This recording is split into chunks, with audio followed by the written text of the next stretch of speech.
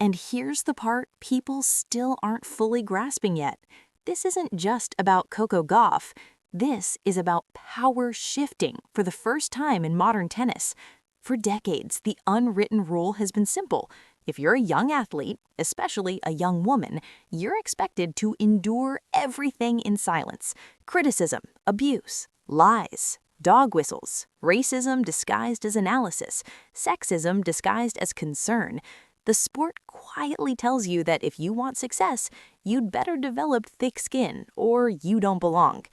Coco Gauff just rejected that entire framework. She didn't ask for empathy.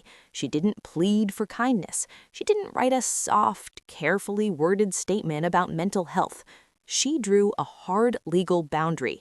And that's why this moment matters so much. Because once a boundary is enforced, once real consequences are attached, everything changes. The culture changes, the language changes, the behavior changes, and the people who were most comfortable in that toxic space suddenly feel exposed. That's the panic you're seeing. This warning hits differently because Coco isn't struggling, she isn't fading, she isn't vulnerable in the way critics usually expect. She's winning, she's earning, she's becoming one of the most visible faces of global tennis, and historically, that's been the backlash gets uglier, not quieter. Success has always been the trigger. When Coco was 15, the narrative was inspiring prodigy. When she was 18, it became potential but inconsistent. Now that she's winning major titles and threatening the very top of the sport, the tone has shifted again to resentment, nitpicking, and character attacks. That pattern isn't accidental, and Coco Gauff knows it. She's watched her daughter grow up under a microscope that most adults would collapse under. She's watched headlines distort losses into failures and wins into expectations. She's watched social media turn into a courtroom where anonymous users feel entitled to judge Coco's body language, emotions, intelligence, and integrity. So when people ask, why now? That's the answer. Because now is when the cost of silence became higher than the cost of action. There's another layer here that doesn't get talked about enough: leverage. The Gauff family has leverage most families don't: financial stability, legal access, media awareness. And instead of using that leverage quietly, they made a calculated decision to use it publicly. That's strategic. A private cease and desist letter scares one person. A public declaration scares thousands. It forces platforms, content creators, and even mainstream media outlets to reassess how far they're willing to go for engagement, because suddenly, exaggeration isn't just irresponsible, it's risky. And notice what hasn't happened. Coco hasn't lashed out. She hasn't threatened anyone. She hasn't broken character. She's still playing tennis. That contrast matters. It reinforces the idea that this isn't about ego or control, it's about protection. Her mother is taking the hits so Coco doesn't have to. That's not weakness, that's insulation. And here's where things get uncomfortable for a lot of people. This move exposes how much of sports discourse has relied on the assumption that athletes, especially young women, won't fight back, that they'll internalize it, that they'll disappear, that they'll break quietly. When that assumption disappears, so does the comfort people had being cruel without consequence. This is why some critics are framing this as censorship, because accountability feels like censorship when you've never been held accountable before. No one is being silenced, they're being challenged to speak responsibly. And if your content, commentary, or fandom can't survive without harassment, lies, or character assassination, that says everything about the content, not the athlete. Zoom out even further, and you see the ripple effects already forming. Other parents are watching this closely. Other young players are watching this closely. Agents, sponsors, lawyers, tournament officials. This sets a precedent, not legally yet, but culturally. It tells the next generation, you don't have to accept abuse as the price of admission. You don't have to confuse suffering with professionalism. You can draw lines. You can defend yourself. You can protect your name. And for a sport that has historically failed young women at critical moments, that's massive. Because tennis loves to celebrate its stars, but it's been far less consistent at protecting them. Coco Gauff just forced that contradiction into the open, whether people like it or not. And here's the truth that critics won't say out loud.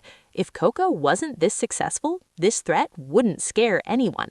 It's precisely because she's powerful, visible, and ascending that this matters. That's why rivals are uneasy. That's why trolls are quieting down. That's why the tone online is shifting. Not because people suddenly became kinder, but because consequences entered the room. And once they're in the room, they don't leave easily. So this isn't the end of the conversation. It's the beginning of a new era, one where athletes don't just perform for the public, but are protected from it. One where families stop being passive observers and start being active defenders. One where the line between criticism and cruelty is no longer blurred by convenience. Coco Gauff didn't just defend her daughter, she challenged an entire system that was comfortable looking the other way. And that's why everyone's watching what happens next. And here's where the story gets even bigger than tennis, because once you strip away the headlines, the fan wars, and the outrage tweets, what Coco Gauff has actually done is expose a truth most professional sports don't want to confront. The abuse economy exists because it's been allowed to exist. Harassment drives engagement. Outrage drives clicks. False narratives travel faster than facts. For years, platforms have quietly benefited from chaos while athletes paid the price. The more polarizing the athlete, the more profitable the discourse. And Coco Gauff, by simply existing as a young, confident, successful Black woman at the top of a global sport, became prime fuel for that machine. That machine doesn't care about fairness, it doesn't care about truth, and it definitely doesn't care about mental health, until someone threatens its legal foundation. That's why this moment feels different, because now this isn't just about individuals saying awful things, it's about who enables them. Once lawsuits become realistic, responsibility doesn't stop with the troll typing from a burner account. It moves upstream, toward creators, toward platforms, toward publishers who amplify claims without verification. And that should make people nervous, because the internet has never been good at restraint. It's been good at speed, and speed without accountability always leads to damage. What Coco Gauff is doing forces a slowdown, a pause. A moment where people ask, is this worth it? That question alone changes behavior. And let's talk about the gendered double standard for a moment, because it matters here. Male athletes lose matches and get criticized for tactics. Female athletes lose matches and get criticized for character. Male athletes show emotion and are called passionate. Female athletes show emotion and are called unstable. Male athletes struggle and are given time. Female athletes struggle and are written off. Coco has been navigating that imbalance since she was a teenager, and she's done it with grace that frankly shouldn't be expected from someone so young. But grace should never be confused with obligation. At some point, protection becomes necessary, and that's where the parent steps in. People forget that before Coco Gauff was a global star, she was a child with parents who made intentional decisions to shield her from exploitation. They limited her media exposure early. They controlled her schedule. They emphasized education, values, and grounding. This legal warning fits perfectly into that pattern. It's not reactionary, it's not emotional, it's consistent. And consistency is what gives it credibility. Now think about how rare that is. How many young athletes burn out because no one steps in early enough? How many get chewed up by expectations before they even understand themselves? How many are told this is just how it is until they believe they deserve the abuse? Coco Gauff is refusing to pass that lesson down, and that's why this moment resonates beyond Coco. Because parents of young athletes, especially parents without massive platforms, are watching and thinking, if someone like her is still dealing with this, what chance do our kids have? That question alone exposes how broken the system is, and it forces governing bodies, tours, and organizations to confront their own silence. Because if families are willing to go to court to protect athletes, why weren't the institutions doing more to begin with? That's the uncomfortable follow-up no one wants to answer. The WTA talks about player well-being, tournaments talk about safe environments, sponsors talk about empowerment, but when harassment spills across digital spaces unchecked, those statements start to look hollow. Coco Gauff just added teeth to the conversation. And here's the irony that critics keep missing.